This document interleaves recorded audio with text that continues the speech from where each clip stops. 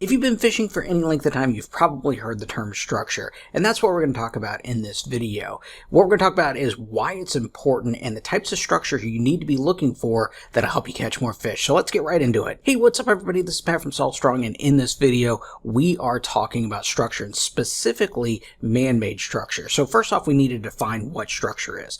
So structure is anything that is not flat bottom. It could be anything from a giant bridge all the way down to a small pothole in a grass flat. And the reason why this is important, especially the man-made structure, the reason why these are important to fish is it gives them the things that they're looking for. So there's three basic needs of any inshore fish, any inshore predator fish. And the first one is going to be comfort. They want to be comfortable. So they're going to be moving in different locations depending on what season they're in. In summer, they're going to be at different spots than in wintertime. And the structure that are going to be in those areas are the ones that we need to focus on. Another thing that these fish are looking for is a food source. They want to be able to get their food and not have to go very far and burn a lot of calories in order to get to. And the last thing that they're looking for is to not be a food source for something out there. So they're looking for a little bit of shelter. And that's why it's important to find structure in the areas that you're fishing for, because that's what these predatory fish are going to relate to. So let's go right into the different types of man-made structures you need to be looking for. The first one is going to be bridges. Bridges come in all different sizes, anything from a giant structure that'll cross over a bay to a little walking trail that can go over a creek. And each one has the potential to hold fish. Now we're going to pick which bridges to fish depending on the time of year that we're in.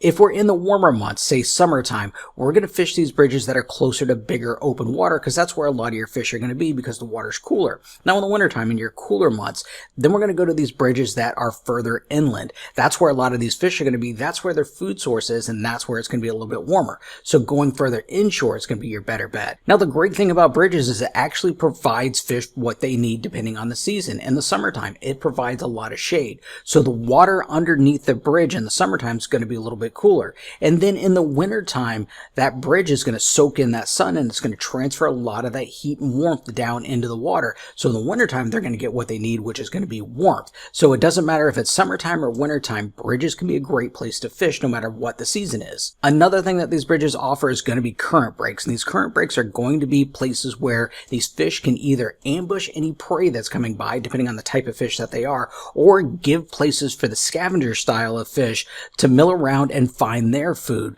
So the bridge pylons are a great place to look for these fish. It gives them what they need in order to feed. Now when it comes to fishing these bridges, especially the ones that have a lot of current that flows underneath them, you'll want to pick an area where these fish are going to be staged up and feeding, and that sometimes might be a little bit closer to land because out in the middle of the bridge the water can be the swiftest and it might not be comfortable for these fish to be feeding in, so they'll move closer to shore where the current is a little bit less. Another great place to look for fish under these bridges is going to be your depth changes. So if you have sharp depth changes that combine with these bridge pilings, these can be great places that these fish are going to hold. And typically the side of the bridge that has the sharper drop off is going to be the side of the bridge that is going to hold more fish. So that's where I would start looking first. Another type of man-made structure inshore that people often overlook is going to be channel markers. Now channel markers come in all different sizes, anything from just a single pole all the way to big giant structures, and these are great places that fish will hold. And again, they're just like bridges. The channel markers that we're going to choose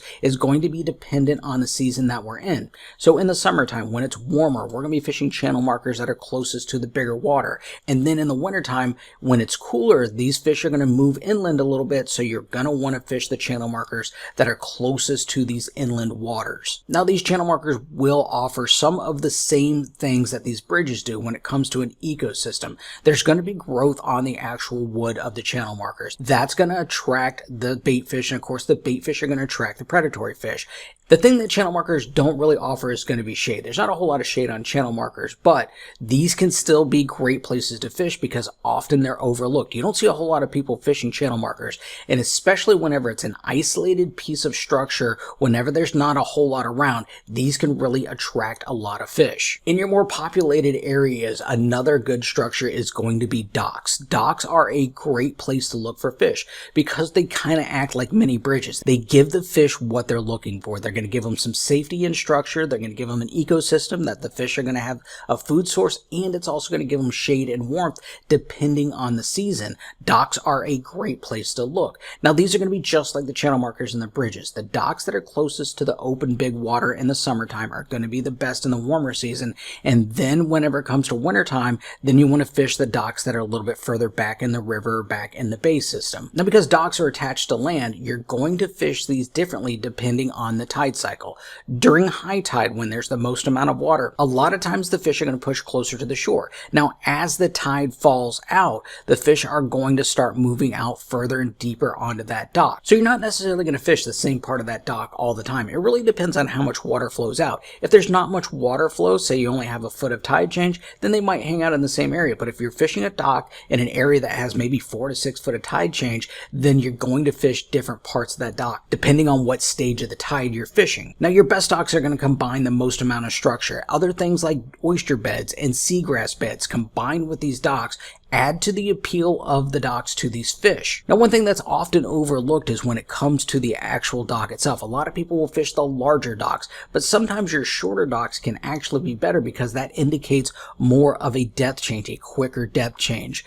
What docks typically are for is for boats. Boats need deeper water in order to navigate out into the channel. Sometimes the longer docks will indicate that it's a gradual slope, and your shorter docks will actually indicate that the water drops off quicker, and this often are better places for these fish to hang out. So don't overlook those small short docks. Now, this next piece of structure we're going to kind of lump together, and that is going to be rocks, jetties, and seawalls.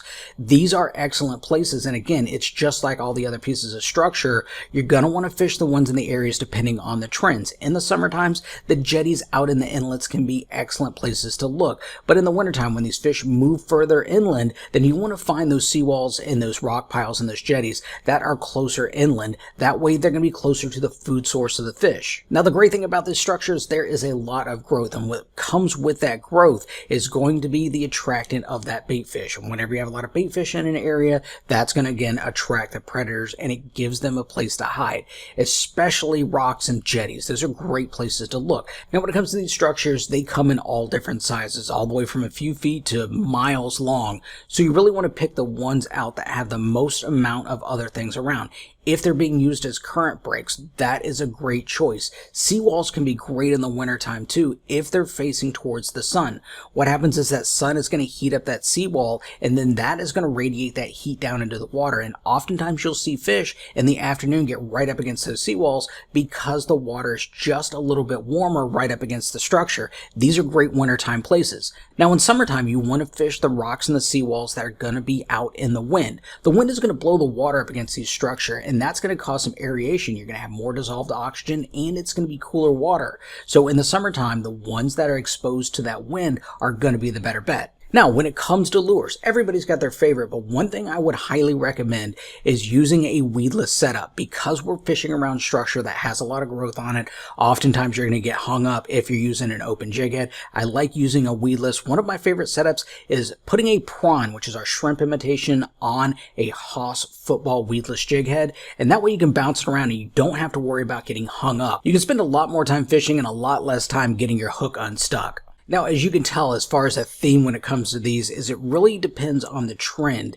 That's going to determine where you want to start looking at, and then finding these man-made pieces of structure in the areas that these fish are going to migrate to, depending on what the season is going to be important. Now, things like depth change and positioning and wind, these are also factors that come into play, but make sure you're fishing in the right area first, and then pick out the best pieces of structure in those areas, and you're going to have a better time on the water. You're definitely going to catch more fish. So if you're not familiar with how to read the trends or even what these are, we can help you out. We have a free online fishing school. Again, no credit card needed. It's completely free. And what this is going to do, it's going to take you from a beginner to an intermediate to an advanced angler, and it's going to talk about the trends. And by the end of this school, you're going to be able to pick out your own spots and not have to rely on anybody else's. So for more information on that, go to saltstrong.com/school, and you can have access to that today. Again, it's completely free. This this by no means is a complete list of the man-made structures that you can catch fish on. If there's something that's prevalent in your area that you use to catch fish, I'd love to hear from you. Go ahead and put those down in the comments below. Also, if you've got any other comments, go ahead and put those down below and I'll try to answer them as soon as I can. And hopefully this video helps you out. As always, I really do appreciate you watching. Have a great one, and I hope to see you again soon. Bye.